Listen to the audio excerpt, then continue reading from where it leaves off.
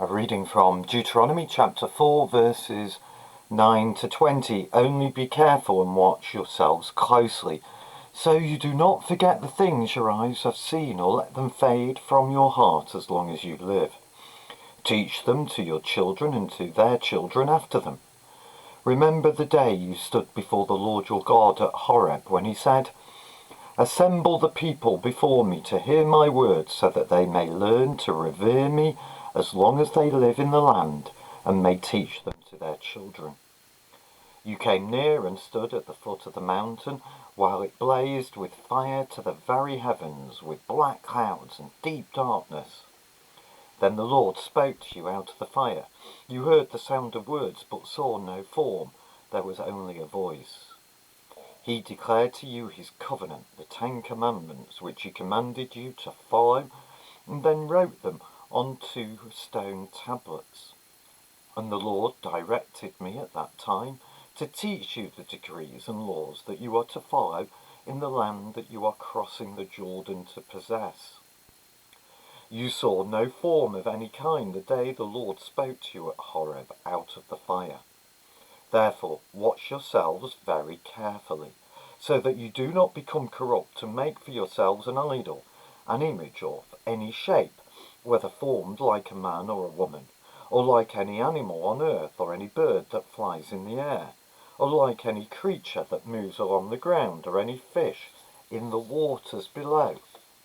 And when you look up to the sky and see the sun, the moon and the stars, all the heavenly array, do not be enticed into bowing down to them and worshipping the things the Lord your God has apportioned to all the nations under heaven. But as for you, the Lord took you and brought you out of the iron smelting furnace, out of Egypt, to be the people of his inheritance, as you now are. Have you ever been asked to draw a picture of God? Maybe an exercise when you were a child, or you did in Sunday school. Perhaps you've led a Sunday school class and used that as some sort of illustration. And what picture did you then come up with? Probably an old man with a long beard sitting on a throne at the top of a mountain. In today's reading, twice Moses says to his hearers, "Be careful, watch yourselves." Verse 9, verse 15. So what we're going to hear this morning is incredibly important. So first of all, he reminds the listeners to remember Horeb. Now that's the mountain we know as Sinai. He reminds them to remember what they saw, what they experienced, how dramatic it was. Blazing with fire, black clouds, deep darkness. And it's so important to make sure they remember it for the whole of their lives, that it's passed on to their children, to their grandchildren. We're told that they gathered together to hear God speak. And that little word, gathered together, in Greek, when it's translated into Greek, it's ecclesia, which when we then translate into English, becomes the church. So the church gathered together, they came together to hear God speak. That's why we gather together. That's why gathering together is so important, because that's how we together hear God speak to us all. And what does God speak? Well, it's basically, we read in this passage a summary of Exodus chapter 19, verses 16 to 19. But we find that God reveals himself through words. He is not seen, he is heard through his word. So if you want to hear God speak to you, open his word. And that's a very deliberate contrast with the pagan gods around them that we're going to think a little bit about in a moment. But they are represented by images. Images which can be seen but don't speak. They don't have a message. The the living God does. He speaks. And God speaks through the fire. And what does he say? Well, he's declaring the covenant, which is going to be a key feature that runs through the book of Deuteronomy, which we thought about back a few weeks ago when we were thinking about the background to Deuteronomy. That's a declaration by God. In grace, he takes the initiative with it, that the nation, this tribe of people, were to be his special people. And he's pledging himself to them as God, promising them a land, numerous descendants, his blessings upon them. And yes, he places obligations on them, on Israel, that they will love him and be faithful to him. And how are they to do that? How are they to show that love and that faithfulness? Well, we read by keeping the Ten Commandments, which are written by God on 2 tablets of slate, symbolising their permanence.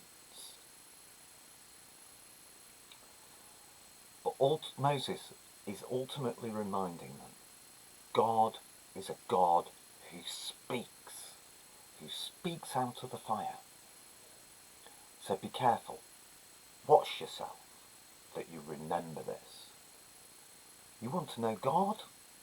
You want to know what God is saying? Go to his word. But there's also a little message of encouragement, verse 14. And the Lord directed me at that time to teach you the decrees and laws you are to follow in the land that you are crossing the Jordan to possess. There's an encouragement to cross the Jordan, a reminder to do what God has told them to do, and they are going to possess it. A fulfillment of the covenant that God has made with them. So there's an encouragement there. Then the second time of warning comes in verse 15. And in a way, it's the first point being practically applied. God is not an image, but speaks. So don't make idols or images of him. He's warning them that the world around them will be a snare and a temptation, and that they need to keep away from being corrupted, because all these pagan nations around them have their idols and their images, and they're going to be tempted to do likewise. And then Moses then goes on to describe the snares they are to avoid. These snares are going to be moral and religious. Verse 16. Moses tells them, listen, there's no place for the male and female idols of the Canaanite people. And that includes animals. God is not to be limited by images made by man. Because whatever we try to create or picture, it's not going to encompass the true image of God. Then verses 17 to 19, he warns against the practices of the neighbouring nations, particularly from Egypt and their animal gods. And you remember where these people have come from. They've come from Egypt. It'd be so easy to adopt the practices from Egypt. Animals, Moses reminds them, are part of God's creation. And the created can't represent the creator. He then warns them about new expressions of idolatry, worship of the sun, the moon, the stars, verse 19. He reminds them again, they were created by God, and they were created to serve a function. They can't be an image of the Creator. And then finally, verse 20, he reminds them they are to be distinctive, to be different. But as for you, distinctive, different. He reminds them again of what God has done for them, bringing them out of the suffering of Egypt. Isaiah 48 verse 10. See, I have refined you, though not as silver. I have tested you in the furnace of affliction. Egypt was a time of suffering. But it's also picking up this point that as slaves in Egypt, they had had to make the idols for the Egyptians out of metal or out of bronze. But now they're no longer Egypt's possession. The very end of the reading. They are God's possession, people of his inheritance. Same phrase that we pick up about them being God's treasured possession elsewhere in the Bible.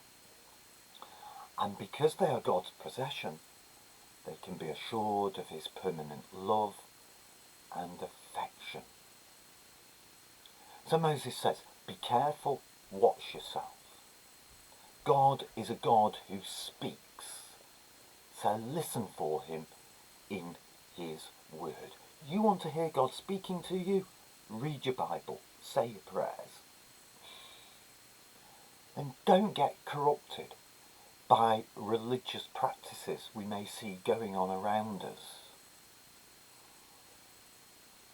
There'll be all sorts of nice things we see, all sorts of nice experiences that other people will be telling us, oh, you've got to experience if you want to know God. Well, no. God speaks through his word. His people gather together to hear him speak. And then finally, to remember that we too, as descendants of Abraham, are the people of his inheritance, treasured and loved. So 2 words of warning. Be careful and watch yourselves.